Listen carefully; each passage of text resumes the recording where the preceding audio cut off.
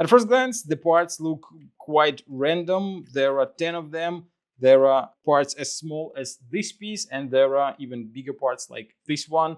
And when you try to fit them inside of the frame, you can easily fit like 8, maybe even 9 parts, and there is not enough space for the last piece. But if you take a closer look at the part, you may find some logic and figure out the solution. This is the Ibis puzzle. It was designed by Akazu. Difficulty level of this puzzle is 8 out of 10 on a Puzzle Master's difficulty scale that runs from 5 to 10.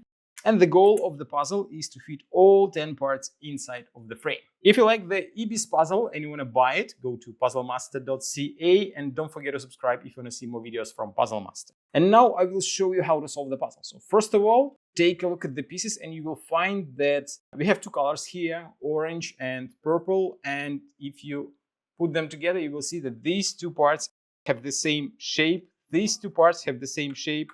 And these two parts have the same shape. So basically all the colors, they have a similar shape of the second color. And that makes it a little bit easier to solve, since here you can try to find a way how these parts will connect together. And that will be something like that. And you put them right in the middle.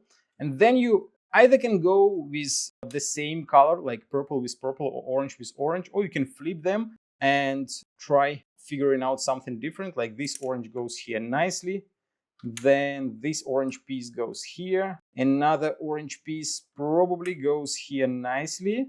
As you can see, it's really satisfying now. Another piece goes here, one more goes here, and we have only two small parts left that goes here and here, and the puzzle is solved. Quite a beautiful solution. If you like the Ibis puzzle and you want to try some other great packing puzzles from Akazu, go to puzzlemaster.ca.